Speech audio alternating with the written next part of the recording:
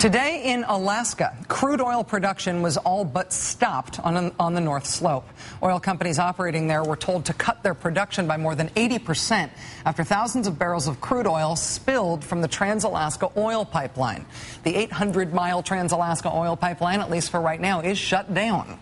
That spill in Alaska is happening, of course, in the shadow of a much larger spill in the Gulf of Mexico. And actually, you know what, if it's okay with you guys, in the control room, I think we should probably just have me stop doing this now and let the gravitas white guy anchor do this part. Let's do that. In Alaska, the pipeline has been repaired. Oil is expected to flow again today. But that crack that developed Sunday allowed 1,500 barrels of crude oil to escape. 700 barrels recovered. And in the Gulf of Mexico, oil workers are trying to handle a much larger oil spill. A burning offshore oil well is dumping 30,000 barrels of crude each day into the Gulf. So, yeah, that was from 1979, June 13th, 1979. That NBC News anchor reporting on a pipeline spill in Alaska on the same day that an oil well was leaking out of control and burning in the Gulf of Mexico. 31 years ago, in June 1979, an oil well called the Ixtoc blew out in the Gulf of Mexico. It started spewing thousands of barrels of crude oil into the Gulf every day. And it's not just the disaster itself that should sound familiar to you, it's also the techniques that they were using at the time to try to contain the spill. Airplanes are to be used to drop chemicals on the oil, but there is a shortage of aviation fuel down there. And the workers are also putting up a mile-long boom. They're putting it into place. They're trying to contain the oil slick in the Gulf of Mexico. Chemical dispersants being spread across the Gulf by plane, mile-long booms being set up to contain the oil slick on the surface. If you close your eyes and you just listen to these news reports from 1979, you would be forgiven for thinking that you had flipped on the news today. The Ixtoc rig erupted in the middle of the night in 1979 in June as it was drilling for oil in the Gulf of Mexico. The drilling was being done by a company called Sedco. Sedco later became known as Transocean, the operator of the rig that blew up this year in the Gulf of Mexico. The reason the Ixtoc explosion turned into a massive uncontrolled leak 30 years ago is because the well's blowout preventer malfunctioned. Sound familiar? The blowout preventer failed to stop the Ixtoc leak, and what followed was an environmental disaster the likes of which the country had never seen before. Floating barriers are still being stretched across the waterway near South Padre Island to keep approaching oil from spoiling this popular sport fishing area, which is also vital to shrimp fishing and endangered wildlife. Oil skimming vessels are also being put into service to catch any patches of oil which may get through. About 5 miles offshore, another team of private oil containment workers is prepared to intercept drifting oil before it gets to land. The Coast Guard has already said it will be impossible to get it all, and they're particularly concerned about oil moving underwater. Plumes of oil moving underwater. Oil containment teams, skimming vessels. Again, these are not badly colorized reports from the BP oil disaster in the Gulf right now. This is reporting from deja vu land, from essentially the same disaster in the Gulf of Mexico, but in 1979. The only thing missing back then was worries that the loop current would carry the oil out of the Gulf of Mexico all the way to the coast of Florida. Oh, wait. There is now a distinct possibility that oil spilling from that runaway Mexican well could spread as far as the Gulf Coast of Florida. That from an official of the EPA. The Ixtoc disaster in 1979 in the Gulf of Mexico went on for weeks.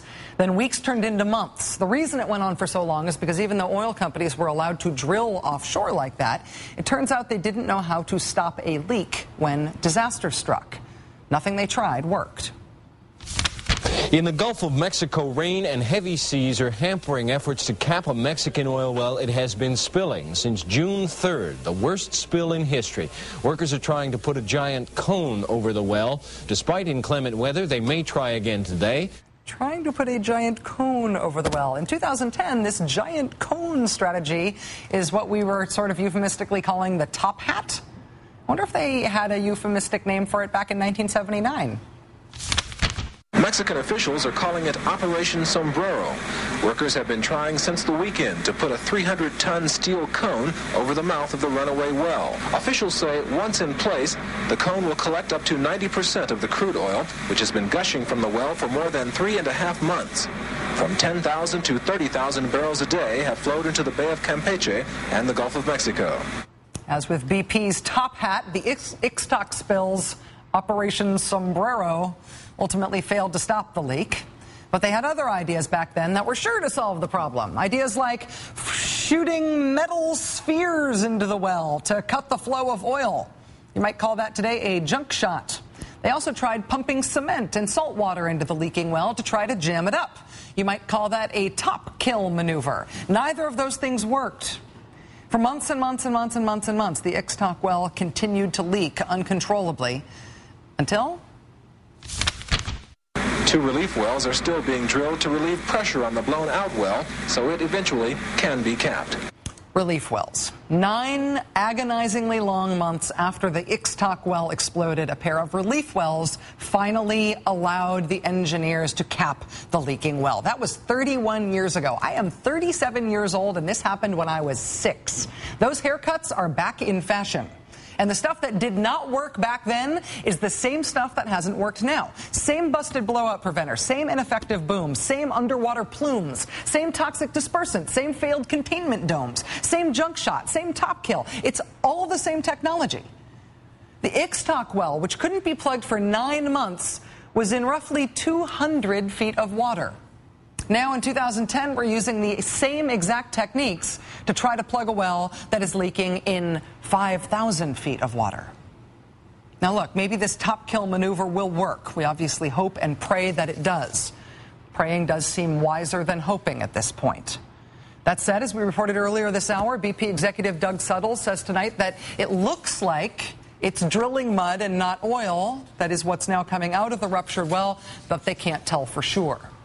The thing that's essentially been guaranteed to work in the past is a relief well, and that's still months away from being complete. The oil companies keep talking about how technologically advanced they are, but what they've gotten technologically advanced at is drilling deeper. They haven't gotten any more advanced on how to deal with the risks attached to that. They haven't made any technological advances in the last 30 years when it comes to stopping a leak like this when it happens. All they've gotten better at is making the risks worse by putting these leaks further out of our reach. Oh, hey, congratulations. Now the thing you can't stop is a full mile underwater. That's all they've gotten better at. That and making themselves the most profitable industry the universe has ever seen, and I am not exaggerating. Officials say the oil could reach all the way to Florida as it continues to threaten the U.S. coast for months. William Monroe, NBC News, South Padre Island, Texas.